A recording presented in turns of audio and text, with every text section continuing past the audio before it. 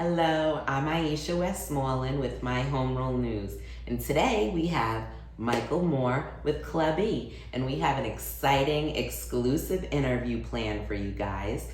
Club E is coming up on their, what is it? 8th anniversary Eighth of the club. Anniversary, but yes. even more for just being here helping College Park. Absolutely, and we're going to talk with Micheal and see how Club E is going to advance and some of its history.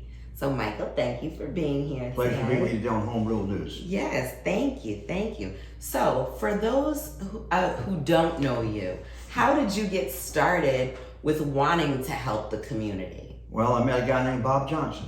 And Bob Johnson's a fellow who started this process back in 2011, actually.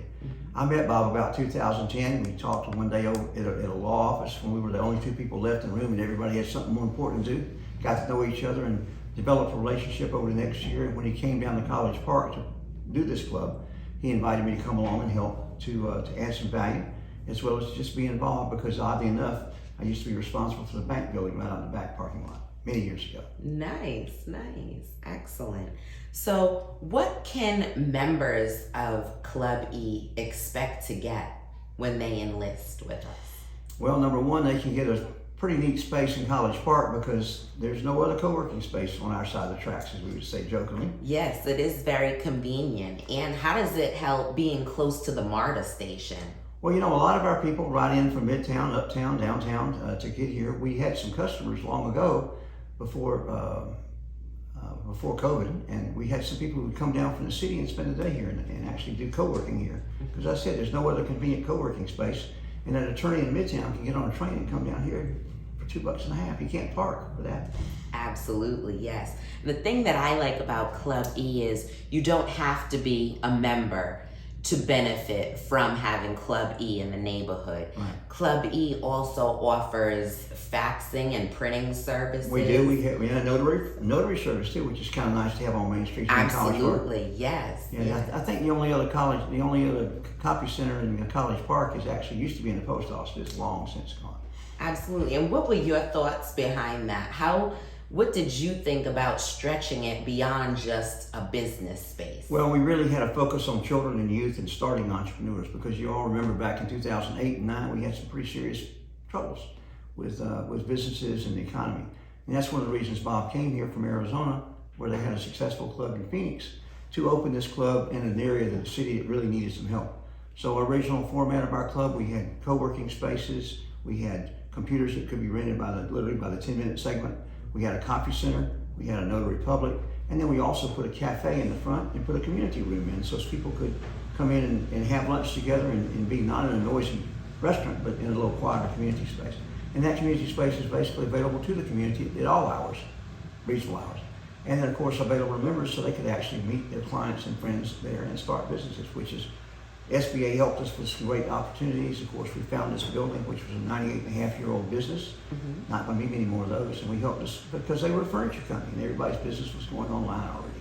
And College Park is not the Buckhead of Atlanta anymore as it was in the 20s and at the turn of the century, last century. Yes, I'm sure you're proud to see the evolution of the company. I'm excited. I've lived in Buckhead for a lot of years, and I was very glad to help College Park raise itself back up. When we took this building on, we and a company called Pecan were the only open buildings on the street. Of course, Noodles has been here, but that's a freestanding building. Nice. And what do you wish you could have done sooner when the club first opened? Wow.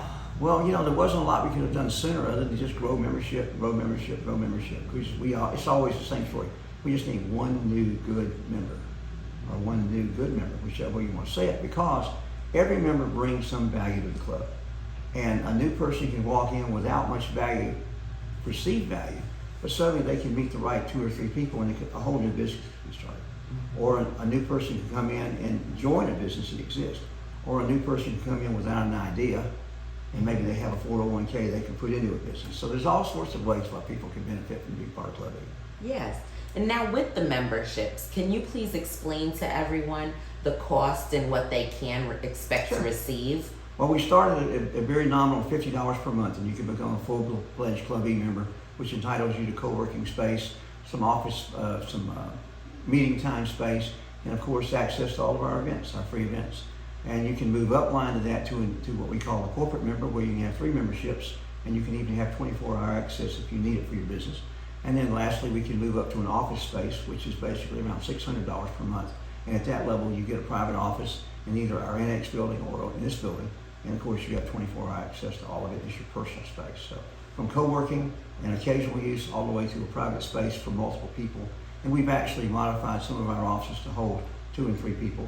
We even had one group that was a testing facility. So we set up an area where they could test 8 people at a time on computers. So a lot of opportunity and flexibility. We're glad to talk to people who really want to make a difference. Excellent, excellent. What can we see in future plans for Club E? Well, post-COVID, as everybody talks about, right? Yes, sounds so apocalyptic. let's talk about what we believe will happen starting in August of this year. Of course, we'll start with July 21st, which is an important date for us. We're going to be having our 8th birthday of this particular building when we had a ribbon cutting that made national news as well as local news. But after July 21st, you'll start seeing in August some more local events which are open to the public as a network member, and you can be a network member for free, just be on our mailing list and you're on a network. And then starting in September and October, especially at the beginning of October, we'll go back to what we feel like will be a full schedule of events every month. And so we'll start forecasting 1 quarter in advance so you can plan your time and plan your engagement and plan your involvement. We envision having some financial literacy classes. We envision having more computer literacy classes.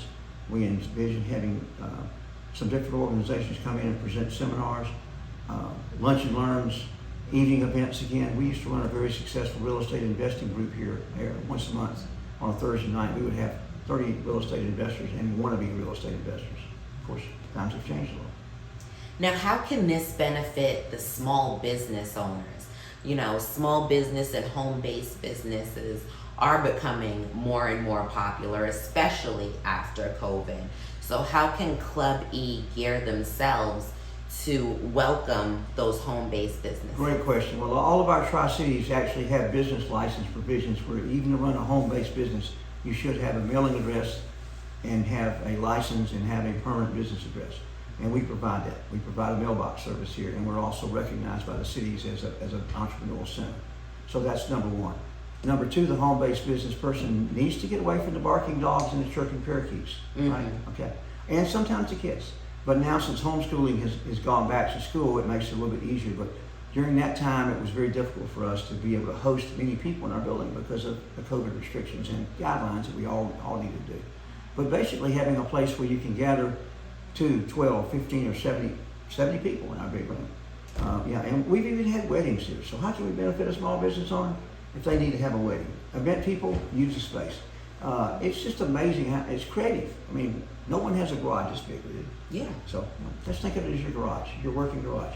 We're in the Bill Gates garage and the Edison lab. So those are 2 of our named meetings. Absolutely. That's a wonderful way of putting it. We did that very purposeful. We're very, very proud when I can tell you a story about the second week we were here. Someone who came to the ribbon cutting came back in and asked the question, would you tell me about, and I won't use the entrepreneur's name, but downstairs we have 47 or 49 entrepreneurs on the wall. They had read that the day of the ribbon cutting, and it sparked something in their mind about starting a business.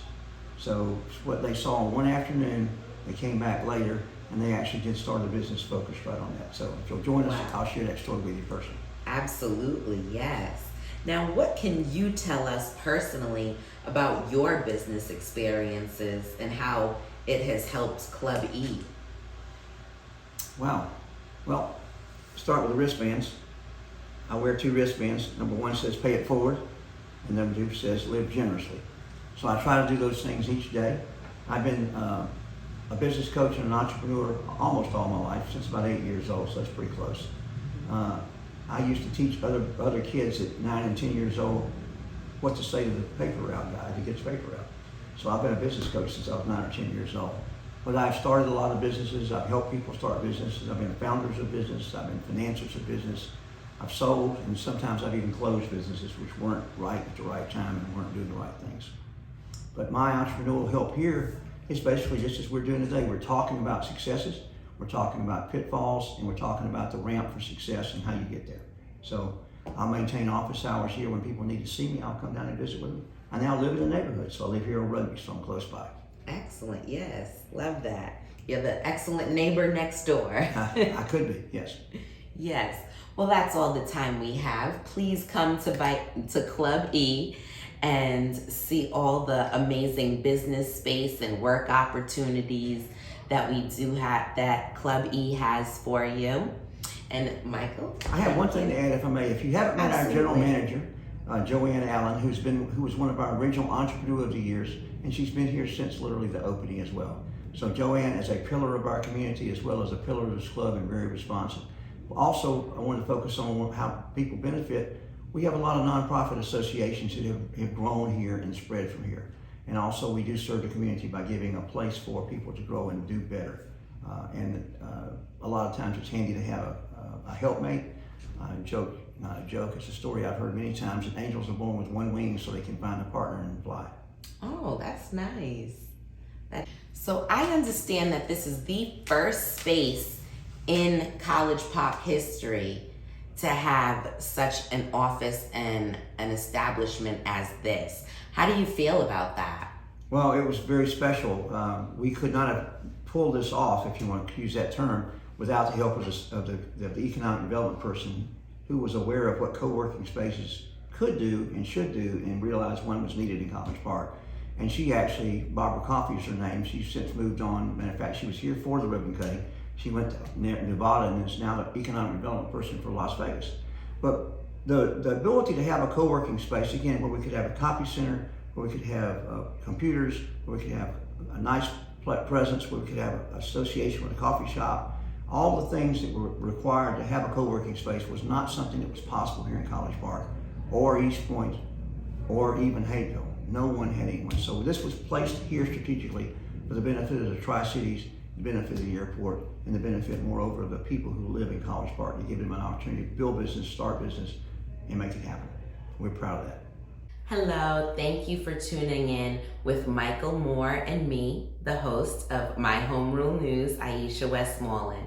It is so nice to see College Park paying forward tribute to their citizens and helping them uplift the community and things like that. If you would like any more information, please feel free. All the information is located underneath this video, and we will be more than happy to help you. And again, we hope to see you at the party. Thank you.